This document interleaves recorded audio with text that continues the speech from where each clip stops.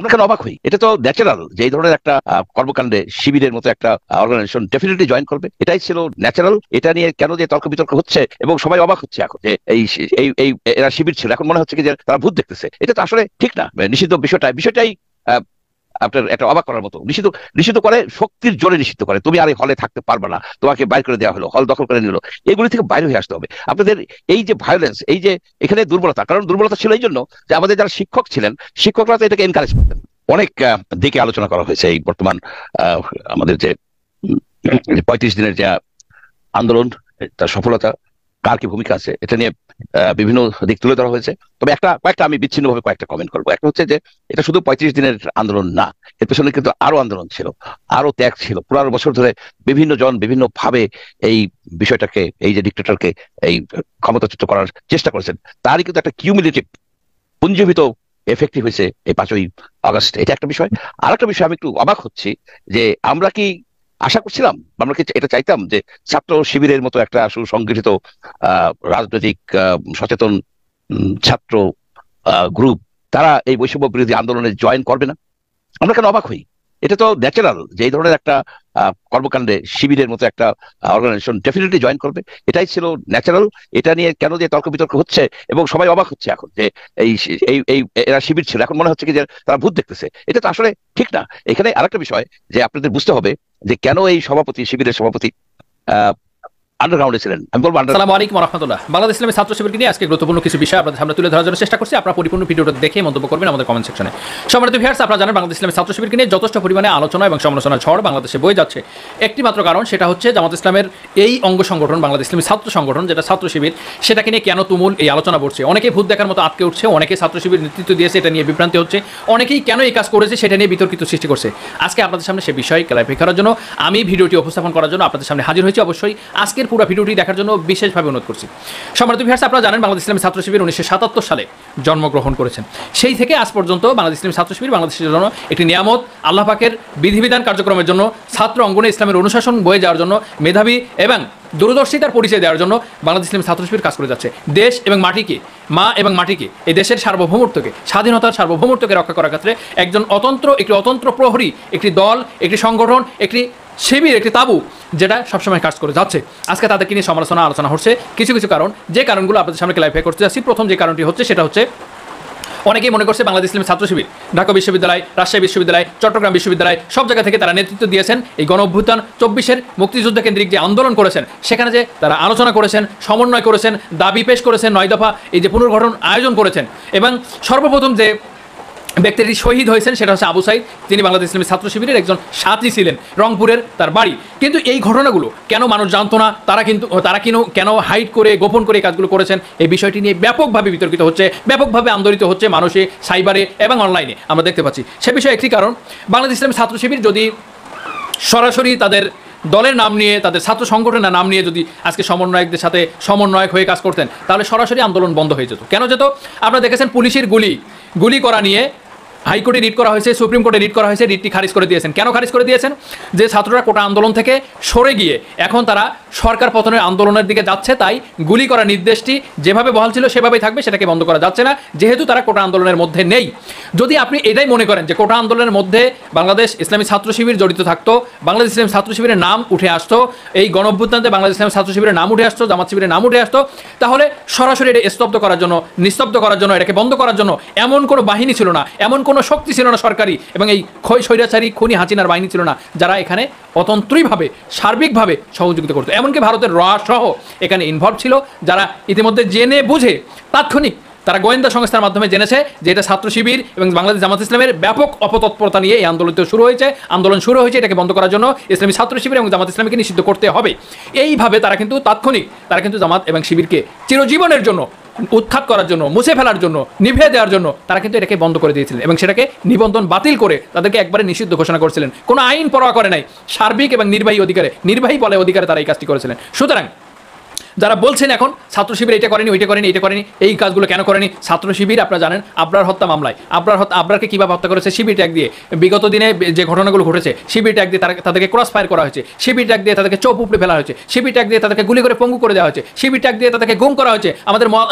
আমাদের কয়েকজন 7জন ভাই এখনো গুম আছে যারা ইসলামী ছাত্র শিবির করছেন, ইসলামী বিশ্ববিদ্যালয়ের নেতৃত্ব দিয়েছেন, মোকাদ্দাস ওয়ালিউল্লাহ, এই ভাইগুলো এখনো পায়নি। এই যে অবস্থা তৈরি করেছিল, এই যে পরিবেশ তৈরি হয়েছিল বাংলাদেশের এই ফ্যাসিস্ট খুনি স্বৈরতন্ত্র, এই স্বৈরাচারী হাসিনা যে অবস্থা তৈরি করেছিল, সেই পরিপ্রেক্ষিতে যারা এখনো পর্যন্ত বলছেন ছাত্র শিবির কেন তাদের নাম নিয়ে এই আন্দোলনে যোগ দেয়নি, নাম না নিয়ে তারা এই বোকামি করেছে, নাম না নিয়ে তারা এই ভুল করেছে, তাদের মধ্যে আজকে আমি একটি কথা বলতে চাই, ছাত্র শিবিরকে যদি এই আন্দোলনের এই প্রেক্ষাপটে সম্মুখে যদি নাম দেখতে পাইতেন তাহলে এই আন্দোলন এখনো পর্যন্ত সফল হওয়ার কোনো পর্যন্ত সম্ভাবনা ছিল না। সুতরাং আল্লাহু আলাম, আল্লাহ যেটা করে সেটা ভালোর জন্য করে। এই জন্য এখন থেকে আপনারা শুনে আটকে উঠছেন যে বাংলাদেশের সব জায়গা থেকে এই যে আন্দোলনে নেতৃত্ব দিয়েছেন ছাত্র শিবিরের সভাপতি, ছাত্র শিবিরের সেক্রেটারি এবং বিভিন্ন বিশ্ববিদ্যালয়ে তারা নেতৃত্ব দিয়েছেন, এই বিষয়ে তথ্যপূর্ণ আলোচনা নিয়ে আমরা আজকে আপনাদের সামনে যে ভিডিওটি সাজিয়েছি সেটা দেখুন এবং আপনারা দেখে মন্তব্য করুন আমাদের কমেন্ট সেকশনে। আপনারা যে যেখানে আছেন সকলকে অসংখ্য ধন্যবাদ জানাচ্ছি। আমাদের চ্যানেলটি সাবস্ক্রাইব করুন, পাশে থাকুন এবং সকলেই আমাদেরকে সহযোগিতা করার জন্য আমাদের এই ভিডিওটি শেয়ার করুন।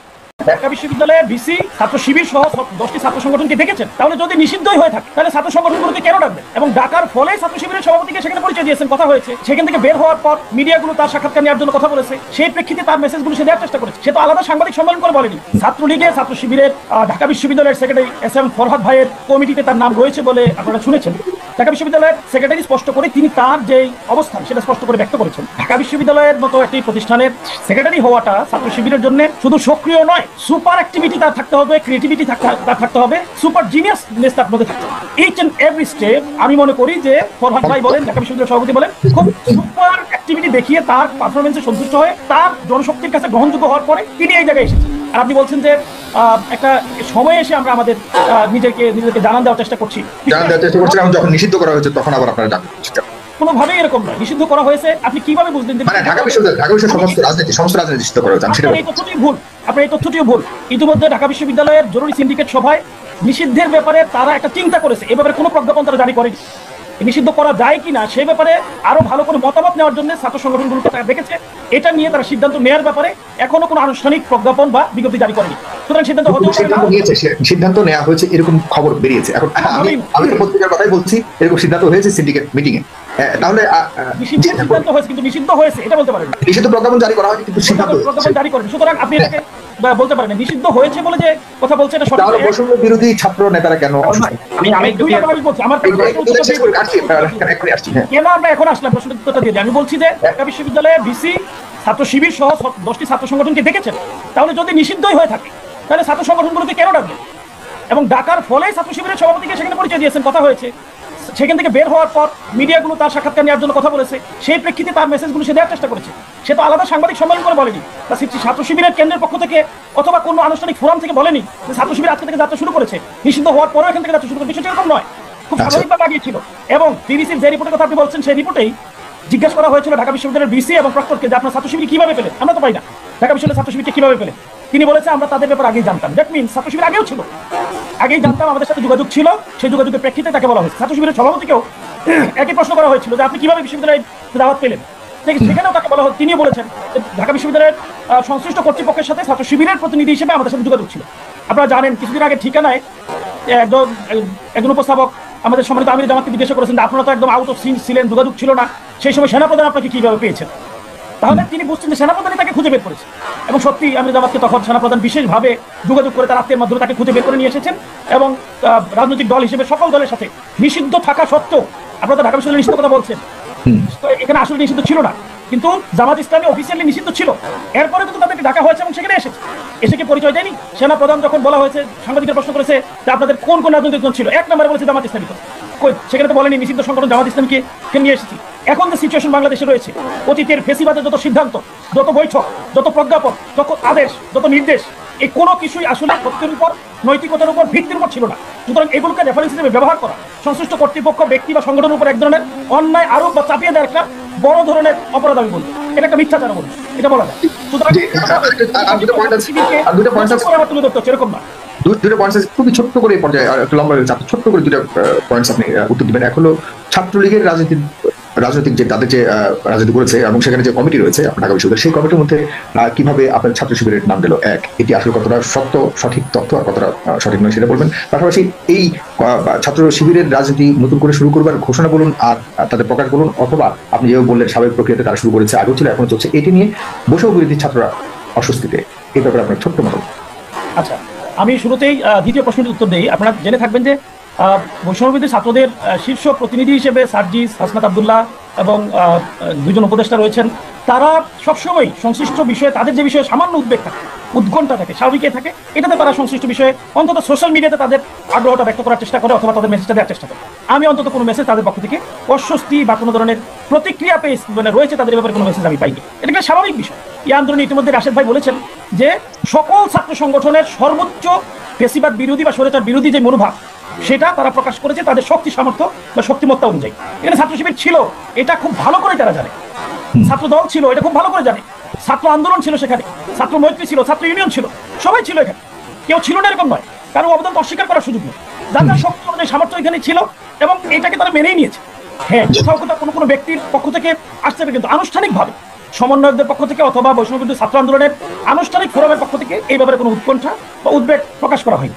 দ্বিতীয় যে বিষয়টি সেটি হলো ছাত্রলীগে ছাত্র শিবিরের ঢাকা বিশ্ববিদ্যালয়ের সেক্রেটারি এস এম ফরহাদ ভাইয়ের কমিটিতে তার নাম রয়েছে বলে আপনারা শুনেছেন। সেখানে স্পষ্ট করে দেখেছেন, পত্রিকা দেখেছেন, যাই হোক ঢাকা বিশ্ববিদ্যালয়ের সেক্রেটারি স্পষ্ট করে তিনি তার যেই অবস্থান সেটা স্পষ্ট করে ব্যক্ত করেছেন। তিনি লিখেছেন যে ছাত্রলীগের কোনো পদ পদবিতে কখনোই কোনোভাবে আমি আবেদন করি, ছাত্রলীগের কোনো ধরনের মিছিলে বা কর্মসূচিতে আমি কোনোভাবে কোনো দিন অংশগ্রহণ করিনি, ছাত্রলীগের কোনো কর্মসূচির সাথে ঐক্যমত কমিটিতে রয়েছে। এ পর্যন্ত এই কমিটি যে ছিল সে কিন্তু নিজেও বলেন যে আমাকে কেন রাখা হয়েছে আমি জানি না। এখন আর যেটা বলছেন ছিল এবং তাকে দেখা যাচ্ছে তার নাম, এবং তারা বলেছে তাকে নিয়ে মিটিং করেছে, কথা বলেছে। তাকে ঢাকা বিশ্ববিদ্যালয়ের যে হলে থাকতেন আপনারা জানেন, সেই হলের এবং যে ডিপার্টমেন্টে তিনি পড়াশোনা করতেন সামাজিক বিজ্ঞান, সেই ডিপার্টমেন্টের ডিবেটিং ক্লাবের সভাপতি ছিলেন। হল ডিবেটিং ক্লাবের এবং ডিপার্টমেন্টাল ডিবেটিং ক্লাবের সেক্রেটারি ছিলেন, হল ডিপার্টমেন্টের সভাপতি ছিলেন। সেই কারণে তৎকালীন ছাত্র সংগঠন হিসেবে ছাত্রলীগ একমাত্র তাদের সকল ক্ষেত্রে প্রতিনিধিত্ব করতো, যে কোনো কর্মসূচিতে অংশগ্রহণ করতো, তারাই নেতৃত্ব দিত। এখানে কার কোনো অবস্থান ছিল। সেই জায়গা থেকে ছাত্র শিবিরের প্রতিনিধি নয় তিনি, বা ছাত্রলীগের প্রতিনিধি নয় তিনি, ডিবেটিং ক্লাবের সভাপতি বা সেক্রেটারি হিসেবে ছাত্রলীগের সভাপতি বা সেক্রেটারি অথবা ছাত্রলীগের যিনি প্রতিনিধি ছিলেন তার সাথে মনে করেন সে কি তখন ছাত্র শিবির রাজনীতি করতো সক্রিয়ভাবে? অবশ্যই ছাত্র শিবিরের রাজনীতি সক্রিয়ভাবে যে করে থাকে। ছাত্রলীগ কি জানতো না যে একজন ছাত্র শিবিরের নেতা এখানে ছাত্র শিবির রাজনীতি করছে? এটা কি ছাত্রলীগ জানতো না মনে করেন? এটা ছাত্রলীগ বলতে পারবে, এটা আমি জানি, ছাত্রলীগ বলতে পারবে না জেনে একজন ছাত্র শিবিরের সক্রিয় নেতাকে তাদের ছাত্রলীগ নেতা বানিয়ে দিতে হতে পারে? এটা হতে পারে, এটা ছাত্রলীগ। প্রশ্ন আসে কিনা যে তাহলে ছাত্র শিবির রাজনীতি করেছে ঠিকই কিন্তু নিষ্ক্রিয় ছিল? আপনি যে আমি আর আপনাকে একটু স্পষ্ট বলি, আমাদের রাশেদ ভাই অথবা ছাত্র রাজনীতি যারা করেন তারা বুঝতে পারবেন, ঢাকা বিশ্ববিদ্যালয়ের মতো একটি প্রতিষ্ঠানের সেক্রেটারি হওয়াটা ছাত্র শিবিরের জন্য শুধু সক্রিয় নয়, সুপার অ্যাক্টিভিটি তার থাকতে হবে, ক্রিয়েটিভিটি তার থাকতে হবে, সুপার জিনিয়াসনেস তার মধ্যে থাকতে হবে। এই কোয়ালিটি বা ক্যাপাসিটি যদি তার না থাকে এবং অ্যাক্টিভিটির চেইন অফ অ্যাক্টিভিটি এটা যেটাকে বলে একদম ধারাবাহিক, তার শুরু থেকে আমাদের সিস্টেমটা হলো প্রথমে তাকে ওয়ার্কার বা সাপোর্টার হতে হবে, এরপর ওয়ার্কার, এরপরে অ্যাসোসিয়েট, এরপরে মেম্বার। 4 steps we have. আমাদের এই 4টা স্টেপ মেনটেন করতে হবে। এরপরে তাকে ইউনিট সভাপতি হতে হবে, ওয়ার্ড সভাপতি হতে হবে, জোন সভাপতি হতে হবে, থানা সভাপতি হতে হবে, দেন থেকে ঢাকা বিশ্ববিদ্যালয় সভাপতি হতে হবে। ইচ এন্ড এভরি স্টেপ আমি মনে করি যে ফরহাদ ভাই বলেন, ঢাকা বিশ্ববিদ্যালয় সভাপতি বলেন, খুব সুপার অ্যাক্টিভিটি দেখিয়ে তার পারফরমেন্সে সন্তুষ্ট হয়ে তার জনশক্তির কাছে গ্রহণযোগ্য হওয়ার পরে তিনি এই জায়গায় এসেছেন। ন্যূনতম দুর্বলতা তার মধ্যে আছে, এইটা থাকার পরে তার এই জায়গায় আসা কথা। দুর্বলতা এবং আপনাদের সব স্টেপ মেনটেন করে আছে এগুলো প্রশ্ন, কিন্তু আপনাদের আত্মপ্রকাশ ছিল সেটা নিয়ে এখন হঠাৎ করে প্রকাশ হয়েছে। খুবই তীব্র। তারা চেষ্টা করেছে ডিবেটিং ক্লাবের একজন সভাপতি বা হলের ডিপার্টমেন্টের ডিবেটিং ক্লাবের সেক্রেটারি, তার একটা ফেস ভ্যালু আছে, তাই আলহামদুলিল্লাহ তিনি একজন মেধাবী ছাত্র, ভদ্র, নম্র, তার চাঁদাবাজির কোনো রেকর্ড নাই। এই ধরনের একটা ছেলেকে যদি আমরা কমিটিতে রাখি তাহলে আমাদের কমিটির সুনামটা বরং বাড়ে। এই জায়গা থেকে হয়তো তারা এখানে রাখতে পারে। এই রাখা না রাখা মানে আপনি বলছেন যে ছাত্রলীগের সুনাম প্রতিষ্ঠিত করবার জন্য ছাত্র শিবিরের ওই নেতাকে তাদের তালিকা নিয়েছে এবং